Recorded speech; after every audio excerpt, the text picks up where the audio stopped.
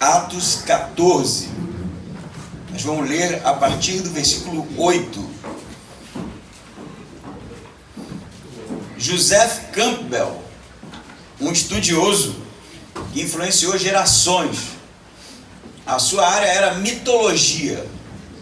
E ele vai dizer em seu livro, O Mito Herói, que a construção da mitologia se dá pela necessidade do homem de responder algumas questões que ele por si só não consegue. E aí a construção do mito vale muito bem observar, não é, na mitologia grega como a coisa se dava. Se o homem olhava para a chuva e se não tinha uma explicação para a origem da chuva, criavam-se deuses, criavam-se os mitos para justamente responder às perguntas que careciam de respostas. Joseph Campbell ele vai aplicar esse conceito de mitologia no cristianismo. E ele vai dizer: o cristianismo é um mito criado justamente para preencher as lacunas do homem, como sempre foi a história de todas as religiões. Então ele vai dizer que o tempo em que nós vivemos, conversávamos na escola bíblica sobre isso, é a última esfera, é a última linha do cristianismo. Ele vai dizer: o tempo pós-moderno, ele irá sugar, tragar a ideia do cristianismo, e o próximo movimento cultural que nós tivermos, a próxima transição, não haverá mais. E quando ele fala de transição, ele está falando justamente do iluminismo, do modernismo, pós-modernismo, e sabe-se lá o que vem, não é? Pela frente. Eu não sei se eu concordo com ele, porque a nossa fé justamente está no fato de que o Evangelho irá resistir até o fim, mas eu concordo com ele com o fato de que o tempo que nós vivemos é um tempo recheado, quem sabe, de indivíduos que aceitam qualquer tipo de crença. Não é mais marcado pelo ceticismo, não é? Pela justamente centralidade do homem, da razão, do questionamento razoável e lógico da crença. Não é mais assim. O tempo que nós vivemos é um tempo extremamente relativista. E o relativismo é justamente o lugar do risco. Porque quando você tem o posicionamento oposto, o ceticismo, o ateísmo, você levanta debates, porque há posicionamentos contrários. Mas o relativismo não. O mito do relativismo é: você está certo, eu também, e assim a vida segue. Eu queria que você levasse em consideração esse pano de fundo, para que a gente lesse, né, o que vai acontecer no livro de Atos 14, versículo 8, que diz assim: em Listra encontrava-se sentado um homem defeituoso dos pés, aleijado de nascença e que nunca havia andado. E ouviu Paulo falar. Paulo, fixando nele os olhos e vendo que tinha fé para ser curado, disse em alta voz: levanta-te e fica em pé. Ele então deu um salto e começou a andar. Vendo o que Paulo fizera, as multidões começaram a gritar em língua licaônica: os deuses desceram até nós em forma de homens. A Barnabé chamaram Zeus e a Paulo Hermes, pois era ele quem dirigia a palavra. O sacerdote de Zeus, cujo templo ficava de frente para a cidade, trouxe para as portas touros e coroas de flores, e juntamente com as multidões queria oferecer-lhes sacrifícios. Quando os apóstolos Barnabé e Paulo ouviram isso, rasgaram suas roupas e puseram-se no meio da multidão, gritando: homens, por que estáis fazendo isso?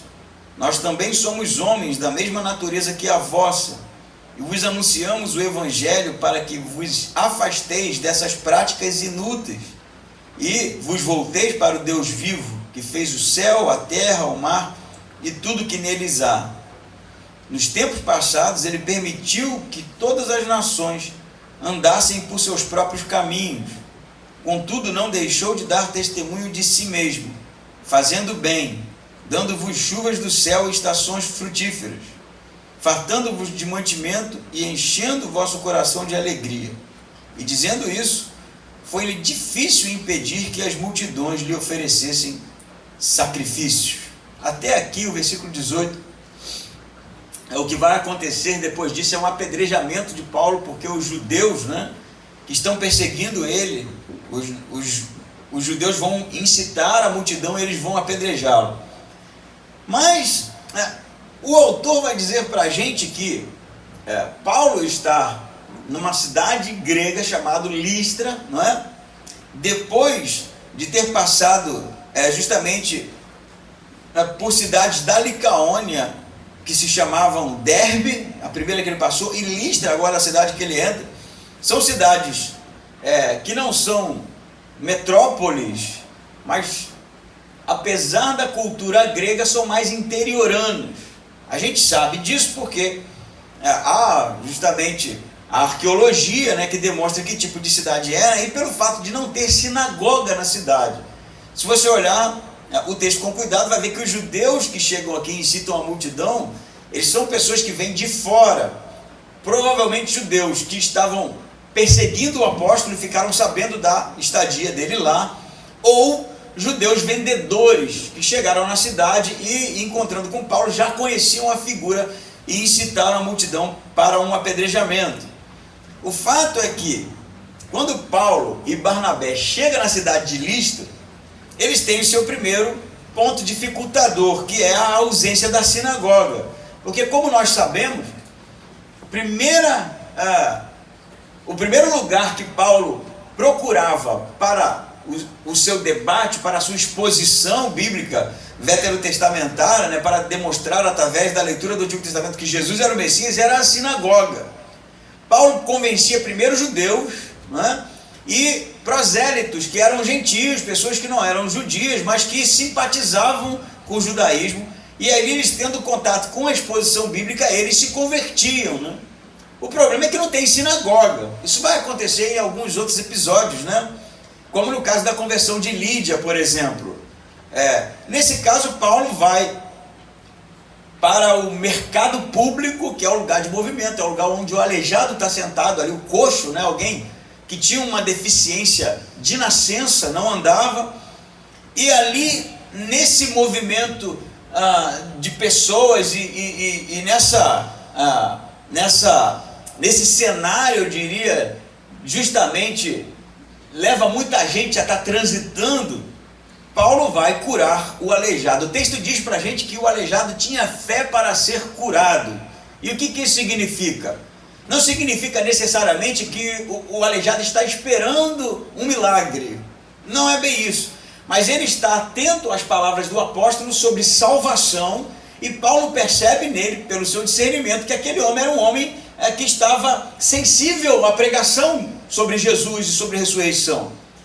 Então, naquele momento, Paulo percebe justamente a sensibilidade daquele coxo, e ele, então, usado pelo Espírito Santo, faz com que aquele homem se levante e seja curado na frente de todos.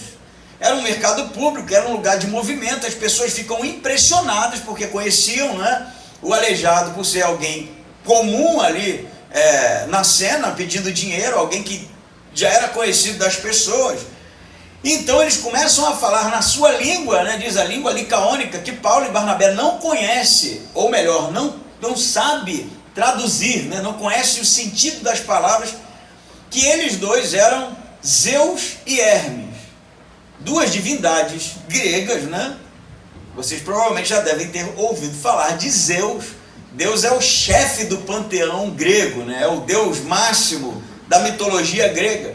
E Hermes, ele é o deus dos oradores, aquele que tem a facilidade do discurso. E o texto vai inclusive dizer que eles identificam essa divindade no apóstolo Paulo, porque Paulo é o cara da oratória, ele que está falando, né? Barnabé é uma pessoa mais contida, né? Mais reservada, e Paulo aquele que tem um discurso, por isso eles fazem a identificação.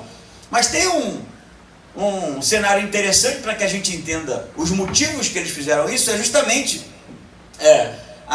O mito contado pelo poeta Ovídio, que é um poeta frígio, que narra uma história justamente de Zeus e Hermes descendo a terra, não é? Passeando ali pela região da Frígia, e eles não são recebidos com hospitalidade pelos moradores.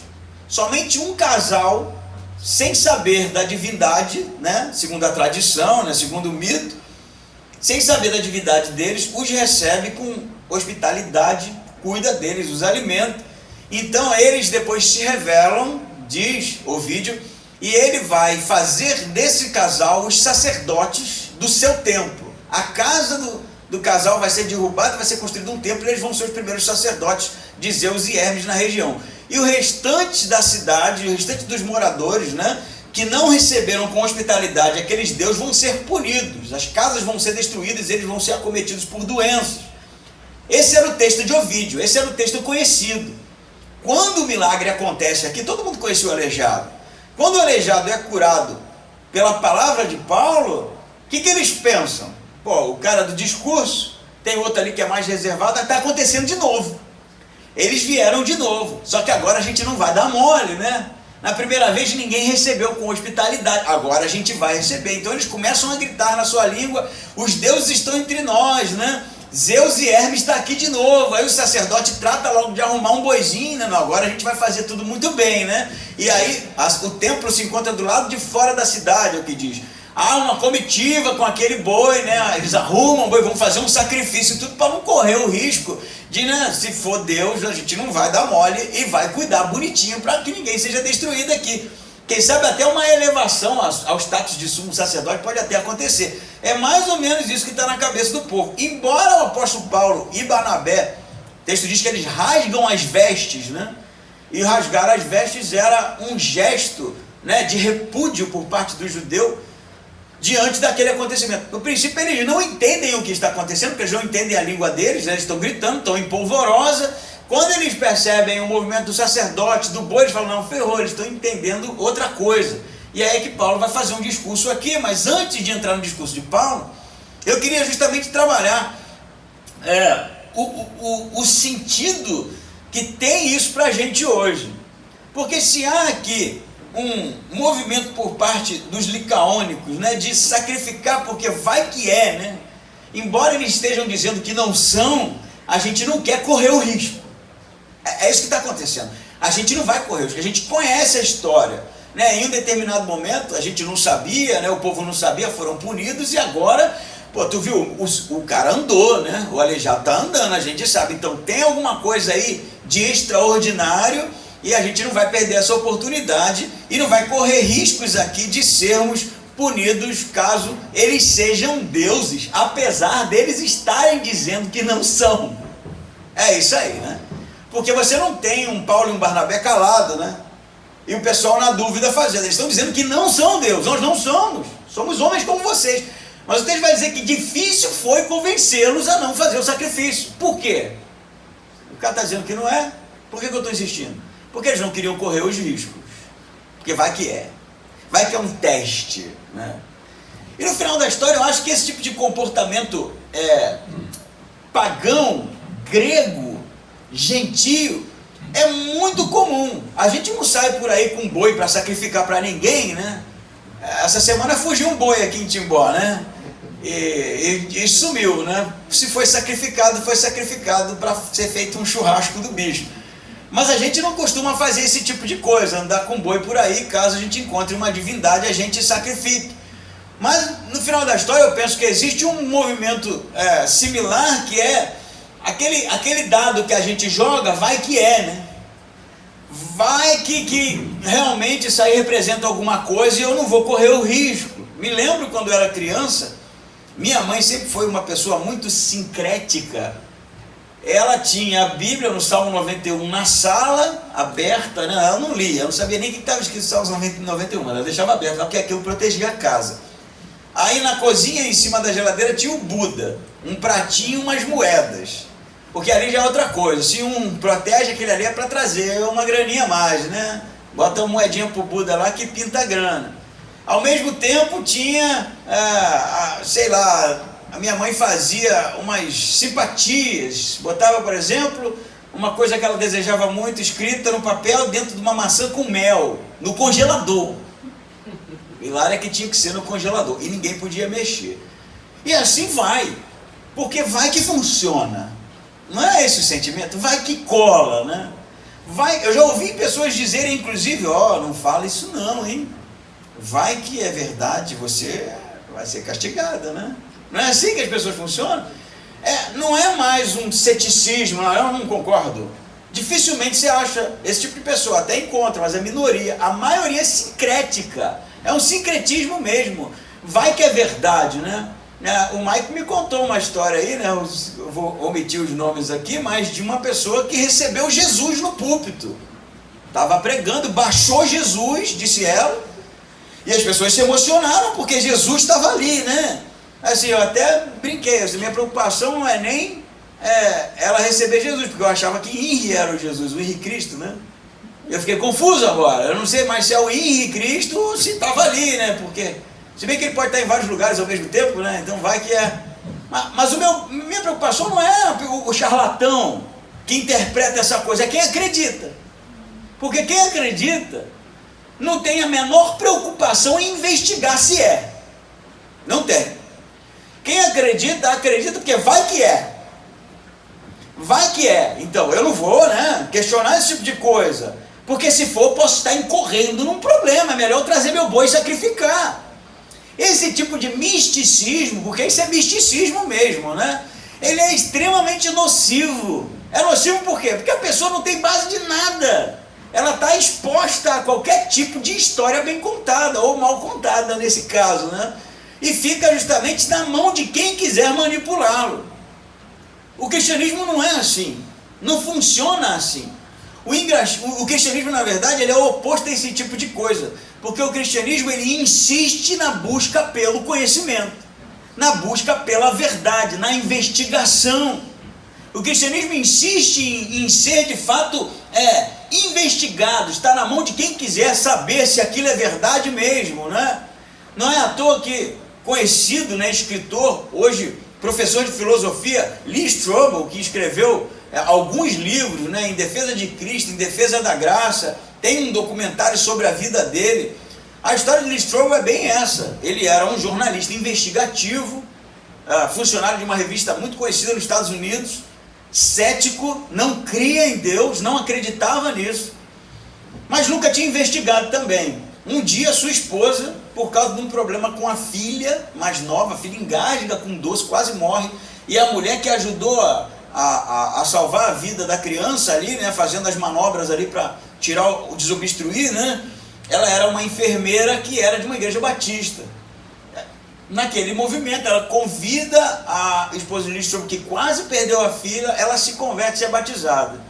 Ele não aceita, porque ela era uma mulher inteligente, né? Ela também era descrente.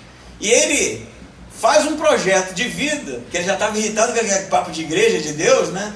Que tudo bem, eu vou provar para você que isso é mito. E era um homem inteligente, formação. E ele sai investigando, ele viaja para outros países. Esse aí é o cara que estava determinado em convencer a esposa que ela estava errada, né? Eu às vezes dou uma, duas palavras no máximo, não vou continuar, senão vai ter briga, né? Mas ele não, ele viajou, investigou, procurou cientistas, procurou estudiosos das línguas antigas, filósofos, e tem um documentário, se você quiser ver, Em Defesa de Cristo, tá no YouTube, tem o livro, tem o filme, virou filme depois.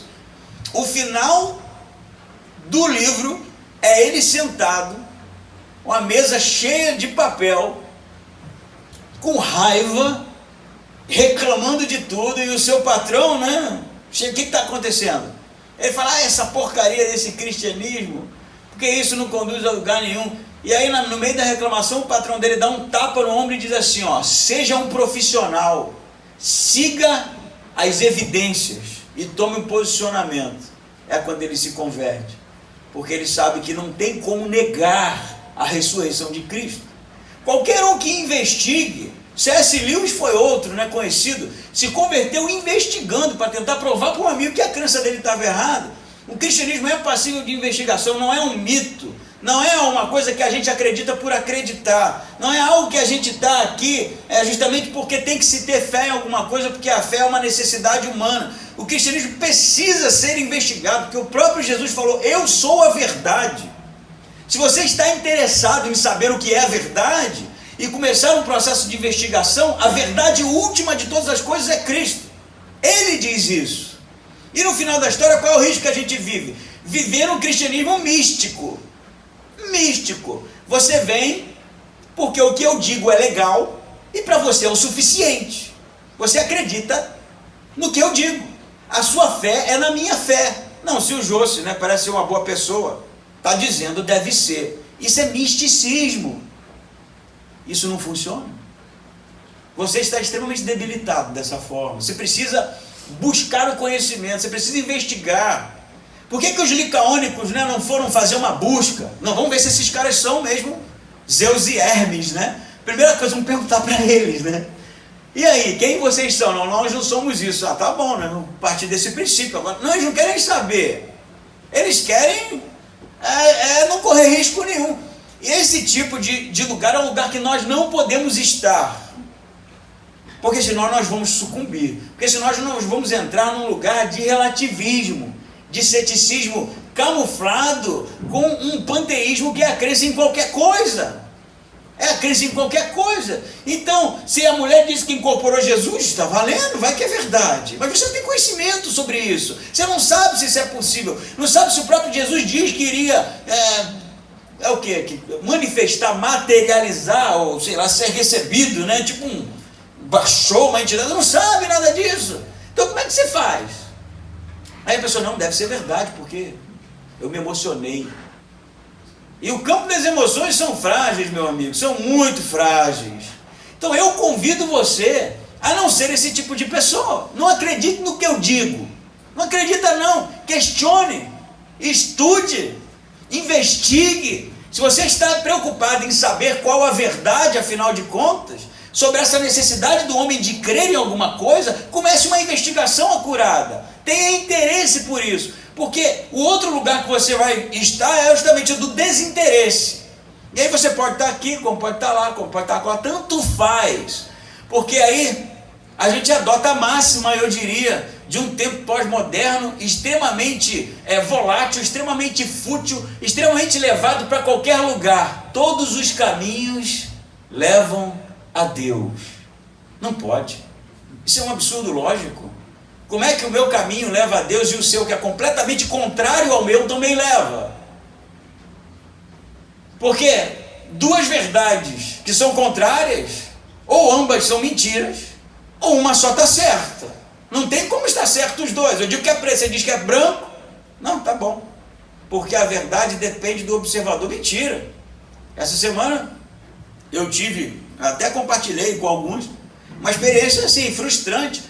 Meninos que eu vi crescerem no Evangelho, filhos de pastores que eu conhecia, relativizando mesmo a palavra, dizendo, não tem como saber, isso aqui está cativo à cultura, Como é que você vai confiar num livro de 2000 anos, que relata umas histórias mágicas, eles falaram.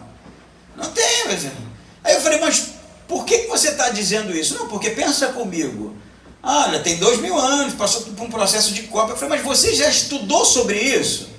Eu não preciso estudar. Não, mas tem gente que dedicou a vida, eu não estou falando de crente, pastor, nem nada disso não, estudioso, dedicou a vida sobre isso aqui para saber se é verdade ou não.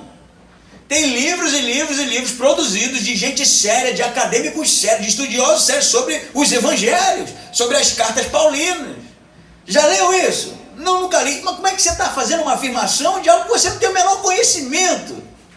Eu não preciso. Você não precisa porque você não se importa, eu falei para ele, porque isso não é relevante para a sua vida. Por isso você trata a Bíblia como trata o Alcorão, como trata, sei lá, qualquer tipo de livro mitológico. Você trata assim, você não se importa em investigar. E essa é a marca da nossa geração. Nós não investigamos nada, nós não queremos saber, porque tanto faz.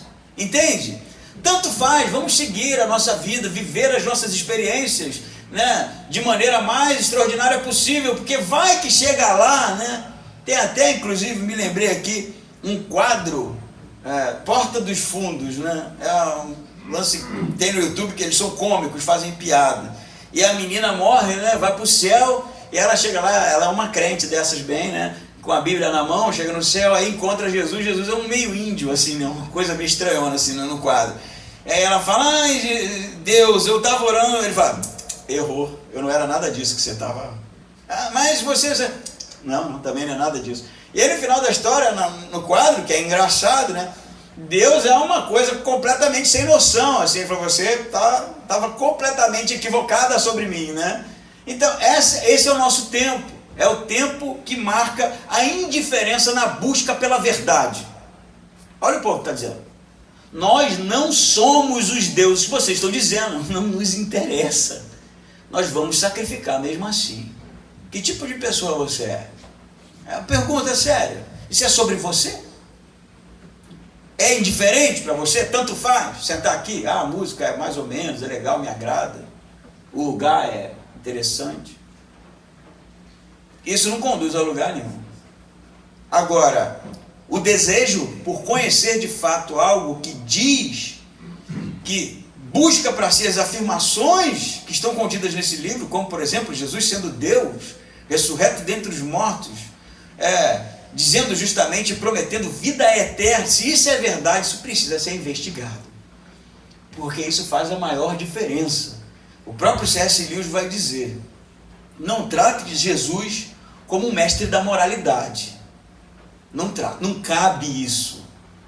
Porque as suas reivindicações ou são de um louco, porque ele dizia que era Deus, ou são verdadeiras.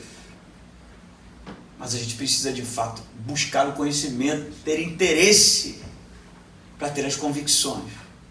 Convicção, né? Quem sabe convicção hoje é uma palavra que a gente nem fala mais, com medo, porque convicção conduz a radicalismo, radicalismo conduz a fundamentalismo, né? Fundamentalista é uma palavra feia hoje.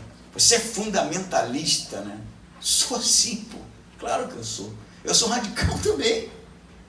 Eu sou extremamente radical. Sou fundamentalista com toda a convicção. E para ser fundamentalista tem que ter convicção. E sou radical nas minhas crenças.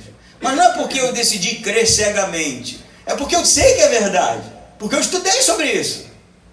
E para eu deixar de crer, eu tenho que ser convencido de que isso é mentira. E se você me convencer, beleza, eu deixo de ser pastor agora e vou tocar minha guitarra. Mas enquanto não há quem me convença, não porque eu sou um pirracento, mas porque as evidências estão ao meu favor, eu continuo crendo de maneira radical. Entende isso? Todo cristão deve ser radical na sua crença. Porque se ele crê, é porque ele foi convencido da crença. E se o contrário é verdade e o cristianismo é uma mentira, vocês precisam parar de crer também. O que não pode é a gente ficar jogando os dados, né? Vai que é, não funciona. Vai que cola, não funciona. Nunca funcionou. Porque isso não é nada, né? Isso não é fé, isso não é crença, não é nada. Isso no final da história é uma roleta russa, né? E que tipo de fé é essa? Será que é a fé que levou o aleijado coxo a ser curado no texto? Ele continua falando, como eu narrei, né? Quando eles veem o touro, né, e todo aquele movimento de sacrifício, eles, diz o versículo 14, quando os apóstolos Barnabé e Paulo ouviram isso, rasgaram suas roupas e puseram-se no meio da multidão, gritando, né? Eles estavam gritando agora em grego, né? Porque eles falavam a língua licaônica, mas eles entendiam o grego também. E aí, por que vocês estão fazendo isso? Nós somos homens da mesma natureza que a vossa, e vos anunciamos o evangelho para que vos afasteis dessas práticas inúteis e vos volteis para o Deus vivo, que fez o céu, a terra, o mar e tudo que neles há. Então, as práticas inúteis é a idolatria aqui, né? É a adoração aos deuses gregos e todo aquele panteão religioso. Isso que ele vai dizer que é futilidade. O que eu estou ensinando para vocês, e por que ele está dizendo assim? Se você chegasse no mundo grego, né, com um discurso de que todos os deuses eram mentira, você era chamado de ateu. Ateu é não divindade, né? Alguém que não crê. Então isso não teria validade de nada, né? Mas Paulo curou o cara.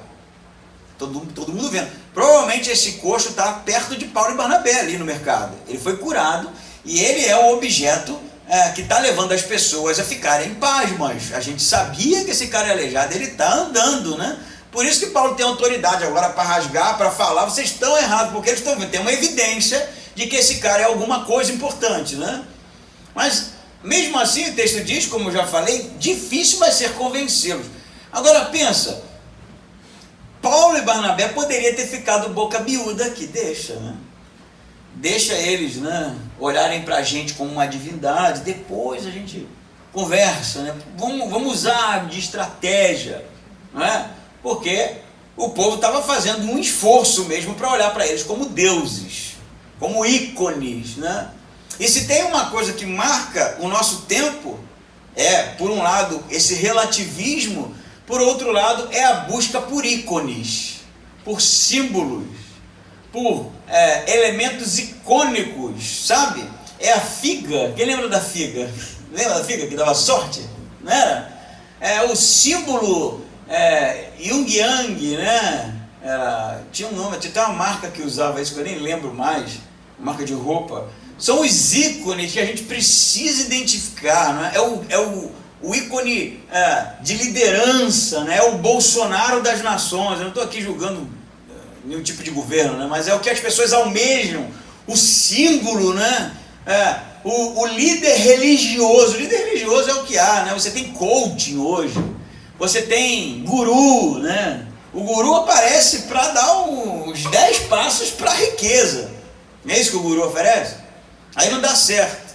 É porque ele já está com os 15 passos agora, estava faltando 5. Aí é uma nova palestra, você tem que comprar mais livros, né? E o líder religioso, o ícone religioso, é justamente aquele personagem que vai para frente das pessoas e dizer que ele tem justamente as palavras que vão fazer a diferença, mas é só ele que tem. É só ele, é com ele que você tem que ficar. Amarra aqui, velho. Chega aqui, porque quando eu falo as coisas acontecem. Não é isso?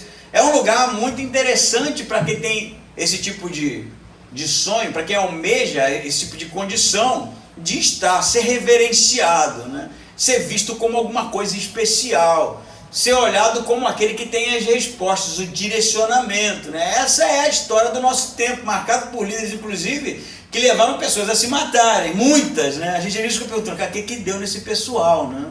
Você vai investigar aí, você vai ver que tem relatos de líderes religiosos que levou ao suicídio mais de 50 pessoas. O que esse cara tinha? Nada. A pergunta é o que as pessoas precisavam, né? Que viram no ícone. Paulo e Barnabé estão nesse lugar que eles poderiam ter aceitado esse tipo de adoração. Mas se não, ao mesmo tempo eu digo que é necessário haver um comichão pela investigação, pelo estudo, para saber se é isso mesmo, por outro lado eu digo que tem que haver de fato essa desconstrução pela busca do ícone. Eu não sou a resposta para as suas perguntas. Eu não sou um anjo enviado do céu. Eu não sou o cara que tem todas as respostas. Eu digo isso não para ficar falando sobre mim aqui, mas insisto nisso, que eu sou igualzinho a você, com as mesmas crises, com as mesmas dúvidas, com a mesma disposição quanto à minha saúde, sou igualzinho a você. Então, não existe esse elemento icônico que, baseado nesse sujeito, eu posso conduzir a minha vida sem nenhum tipo de questionamento. Questione tudo. Tudo. O único que eu não ouso questionar é Deus, porque Deus para mim é tão evidente que é como eu questionar se essa televisão está aqui. Eu não preciso, eu estou vendo, né? Eu tenho a experiência visual, tátil dela, para mim é indiferente.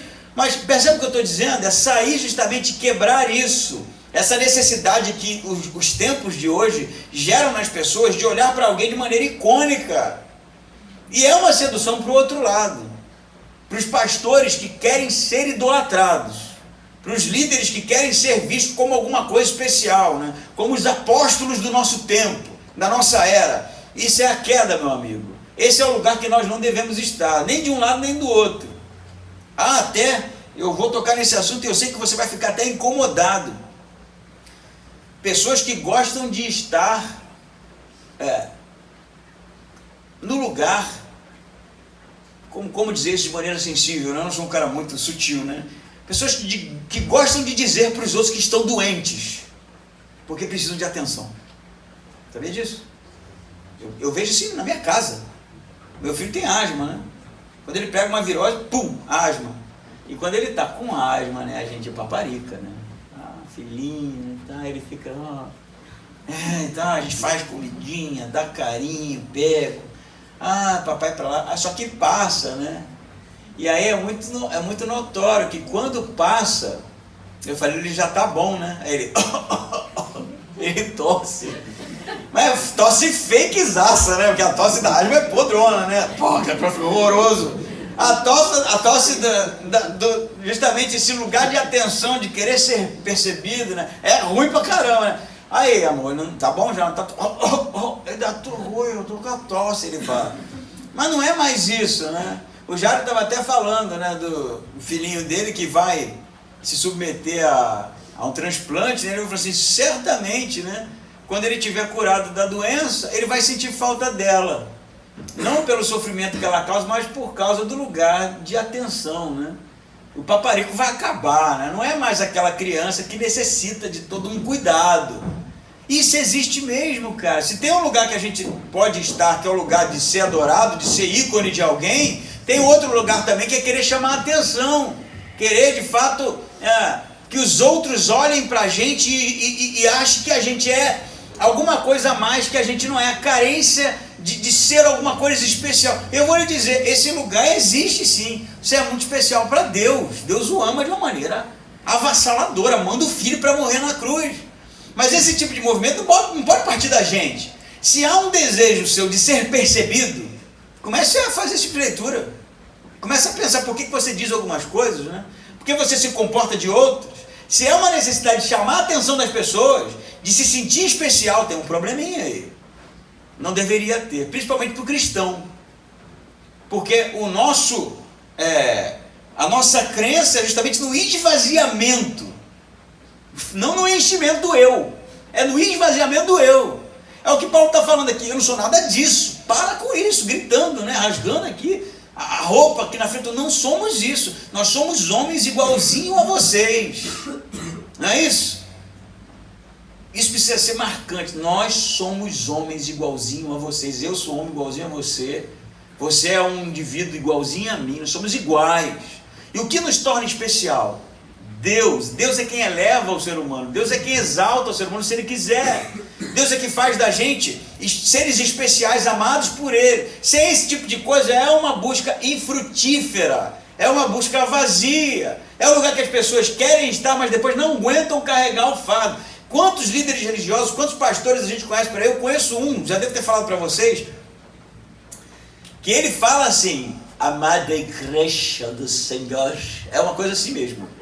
E quando eu conheci, eu falei, cara, que estranho, porque não era só no púlpito, eu encontrei com o cara, ele, tudo bem, né? Eu falei, que isso aqui tem um problema, né? Aí eu falei, não, vai que o cara fala assim mesmo, né?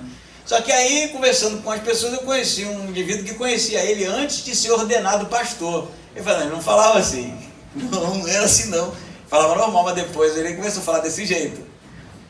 E aí, assim, engraçado, eu conheço um tanto assim, né, que uns que conversam contigo, mas chega no púlpito, quando fala no microfone, tem uma impostação, né, uma coisa, salto, essa coisa, né?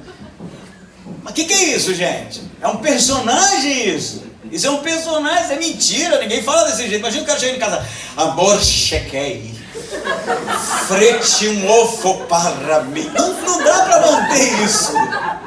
Vocês estão rindo, mas já pensaram nisso? Para, amor, põe aquela roupa que hoje vai ficar bom. Não cabe, é mentira, é fake, não é natural. Mas as pessoas criam esse tipo de personagem porque há necessidade de ver isso daí. Não é? Você quer ver o paletó, né? O terno, não é isso? O cabelo engomado e o salto, a igreja, que autoridade, né? Olha como é usado por Deus. Começa aí. E aí o cara aqui não pode fazer outra coisa, porque se ele começar a falar cara, mané, sinistro, ninguém quer saber do cara, né? E ele precisa, né, manter o personagem. Mas até quanto se leva a isso? Depois o cara sucumbe, porque não pode viver uma vida normal e adoece, morre. Porque não dá. E é justamente o lugar que Deus não quer que a gente esteja. É o lugar que é o risco total de queda. Porque nós não somos assim. Pode parecer sedutor, ser ícone, mas é uma furadaça. Porque a gente sucumbe. O que Deus quer da gente é o esvaziamento. é entender que nós somos amados por Ele, mas somos criaturas frágeis, que somos falhos pra caramba, né? Que cometemos erros, mas é assim que Ele nos ama, e é assim que Ele nos eleva. Na verdade, na lógica de Deus é o contrário, né? Quanto mais a gente se esvazia de nós mesmos, mais Ele nos enche dele. É outra coisa, é outra história. E é o que Paulo está dizendo aqui: nós não somos Deus, esquece essa história, somos homens. Ele poderia falar assim: somos quase igual a vocês, porque vocês são pagãos, né? Vocês são gentios, né? Gentio, pô, impuro. Judeu, ele é judeu, né? Somos quase um pouquinho melhor que vocês. Ele não diz isso. Um judeu aqui, né? Somos iguais a vocês, homens iguais a vocês. E aí começa o discurso de Paulo, para que eles entendam, né? Que tipo de Deus ele está querendo demonstrar ali. Ele vai dizer assim no versículo 15: homens, por que estás fazendo isso? Nós também somos homens da mesma natureza que a vossa, e vos anunciamos o Evangelho, para que vos afasteis dessas práticas inúteis, e vos volteis para o Deus vivo, que fez o céu, a terra, o mar e tudo que neles há. Aí ele diz assim no 16: nos tempos passados ele permitiu que todas as nações andassem em seus próprios caminhos. Contudo, não deixou de dar testemunho de si mesmo, fazendo bem, dando-vos chuvas do céu, estações frutíferas, fartando-vos de mantimento e enchendo o vosso coração de alegria. O que ele está dizendo? Ele está falando assim: eu sei que vocês não têm essa informação de um Deus judaico-cristão, né? Não tem, eles não tinham a Bíblia, eles não conheciam a Torá mosaica, eles não conheciam nada disso. Mas ele está falando: mas Deus não deixou de dar testemunho de si mesmo para vocês. É um tema, inclusive, já, né? Lido outras vezes, por exemplo, no livro de Romanos, capítulo 1. A revelação de Deus através das coisas criadas. Isso se chama teologia natural. O que Paulo está dizendo? Deus se revelou a vocês. Não se revelou de maneira escriturística, mas quando vocês veem a chuva, né? E a chuva não é só chover, né? É a manutenção, né? A chuva, as frutas, os legumes, tudo isso é Deus justamente cuidando, mostrando que de fato Ele é cuidadoso. Ele diz mais: Ele não levou em consideração o tempo da ignorância, né? Quer dizer, Ele deixou que as nações andassem pelos seus caminhos. Deus está dizendo, o que Paulo está dizendo? Está dizendo justamente de Noé e a arca, e uma civilização que nasce depois disso, e que não tem um direcionamento exato sobre quem Deus é, mas Deus está vendo tudo isso, Ele está no controle de tudo isso. Ele deixou as nações andarem por seus próprios caminhos, mas agora não mais, agora não. Agora Ele está revelando o seu Filho. Vocês estão vendo, o cara está andando aqui, era aleijado, está andando, e é sobre esse Deus que eu estou falando para vocês, o Deus criador de todas as coisas. E a gente sabe, né, que negar Deus, você pode até ter dificuldade, por exemplo, em absorver a ideia do Deus cristão, segundo a nossa crença. Mas negar que a nossa existência está permeada de informações de um ser criador de todas as coisas, convenhamos, é uma estupidez. Isso beira a estupidez. Eu não estou falando como pastor aqui só, porque a gente olha as informações contidas na complexidade da vida, é o suficiente para chegar à conclusão que, meu Deus, isso aqui não tem como ter surgido por acaso. Isso é óbvio. Eu tenho lido um livro, né? Estava até comentando com uns, e eu, por exemplo, a Leila, que é da área de medicina, né? Se chama A Caixa Preta de Darwin. Microbiologista chamado Michael Behe escreveu esse livro, e ele mostra, né, que no tempo de Darwin, quando ele cunhou a sua teoria da evolução das espécies, não havia tecnologia para se estudar, por exemplo, o universo contido dentro da célula. Só se chegava até a célula. Não tinha como observar uma célula, não tinha tecnologia para isso. Hoje tem. E ele fala, se Darwin tivesse visto o que a gente vê hoje, ele tinha aberto mão de sua teoria. Porque ele fala, o nível de complexidade das máquinas microbiológicas é tão grande, são motores, são cílios, né, caudas, movidas por motores e engrenagens tão complexas, que ele fala, a única maneira disso ser explicado é que isso foi criado do jeito que é. Isso não evoluiu, né? Não progrediu, não é algo fruto de um dispositivo que vai aperfeiçoar, porque não pode. É como pegar uma bicicleta e tentar formá-la parte por parte. Primeiro um pneu, mas um pneu sozinho não funciona para nada. Eu não sei se vocês estudam teoria da evolução, mas a teoria da evolução diz isso, que a evolução, na verdade, vai criando dispositivos, né, parte por parte, até de fato chegar ao objetivo, que é a continuação das espécies. Só que o que não é útil é descartado, né? E existem mecanismos biológicos que eles são extremamente complexos, chama complexidade redutível. Eu não vou ficar lhe enchendo com isso. Se você quiser indicação de livro depois eu posso lhe dar, mas tanto no mundo microbiológico quanto no mundo macrocosmológico está lá a impressão digital de um ser todo-poderoso, criador de todas as coisas. As coisas não podem surgir do nada. Nada surge do nada. O nada só produz nada. E a pergunta filosófica tão conhecida é: como pode existir algo a partir do nada? Não pode. Tem que ser oriundo de alguma coisa. E é o que Paulo está dizendo para eles: olha aí as informações, né? Tem até um exemplo clássico, né? Eu posso aqui aproveitar. Imagina que você está numa ilha deserta, nunca teve ali a presença do homem. Primeira vez que um homem está pisando lá é você, um homem, uma mulher, que seja um ser humano, né? Aí você passeando pela ilha, encontra um objeto no chão, é um Rolex. Todo mundo sabe que é um relógio Rolex, né? Um relógio caríssimo, né? Muito bem construído. E aí você, olhando aquele Rolex, diz: caramba, como a natureza é bela. Olha, deu origem, né? A poeira, o vento, a maresia. Mas não tem como, né? Não tem como. Você sabe que tem inteligência por trás daquilo ali. É óbvio que tem. Você sabe que tem inteligência por trás do bonequinho, que é uma cabeça, um risquinho e 4 pauzinhos, né? Você olhou, já sabe que não foi a natureza que cunhou ali na erosão. Não tem como, né? É complexo já tem um nível de complexidade, um bonequinho com os pauzinhos, né? E um Rolex. Ah não, mas o mundo é fruto do acaso. Aí pega um Rolex, desmonta, pecinha por pecinha, bota num pacote, sacode. Qual é a chance de em uma sacudida você jogar assim e ele cair montado marcando a hora certa? Diz aí, tem chance disso acontecer? Você passa aí 500 anos sacudindo todo dia, pá. Qual é a chance dele, um determinado sacudida dessa, ele se organizar, né? Acaso. Você já sabe que não tem chance. E a vida é extremamente... O DNA, a célula sozinha, é milhares, milhões de vezes mais complexas do que um Rolex. Isso não é fruto do acaso, gente. Tem um ser todo-poderoso que criou. Tem um ser todo-poderoso que enviou seu filho, que ressurgiu dos mortos, dizendo: eu sou esse que criou todas as coisas. Sou eu. Paulo está dizendo: vocês são indesculpáveis, vocês não podem negar que de fato há uma divindade, um Deus criador de todas as coisas, porque as informações estão aí para quem quiser ver.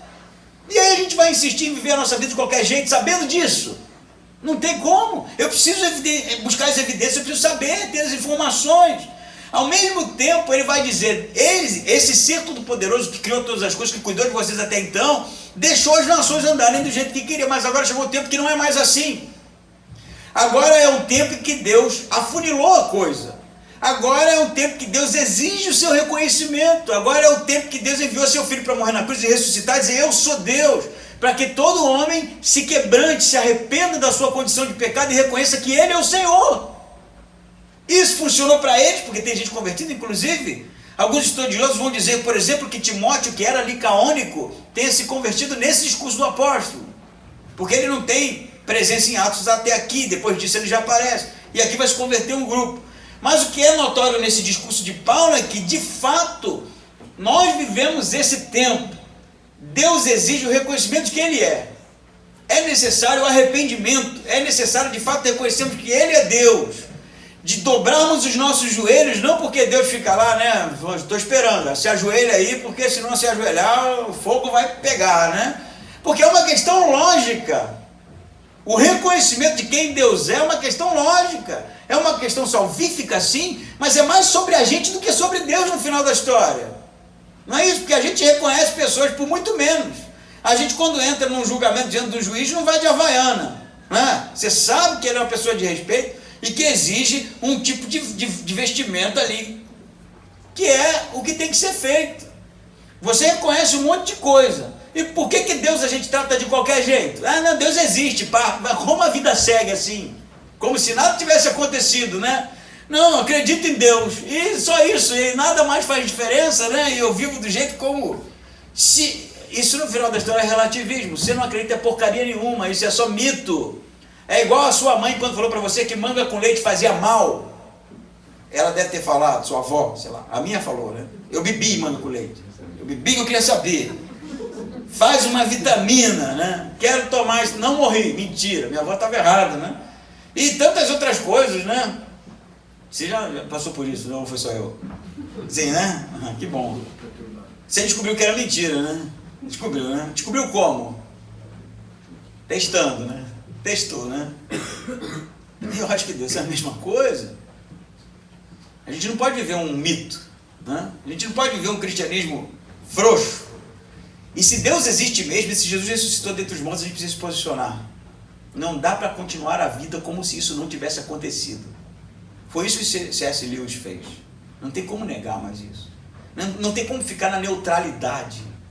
Foi isso justamente que tantos homens fizeram, inclusive Lee Strobel. Não tem como ficar na neutralidade. Se essa história é real, se Deus existe, Jesus ressuscitou dentre os mortos e disse ser quem Ele de fato é, e Ele é, eu preciso me posicionar. Porque não me posicionar diante dessa informação, é ser extremamente fútil. É uma vida, como diria Sócrates, o filósofo, há tantos anos atrás, que não vale a pena ser vivida, porque é irrelevante. Então, meu desafio a você é: seja esse que busca a verdade, que investiga, que quer saber, porque isso vai fazer a diferença na sua vida. Não acredite em homens por acreditar, não coloque a fé na fé de ninguém, porque Jesus é a verdade que liberta o homem. Amém? Amém. Vamos ficar em pé então e orar?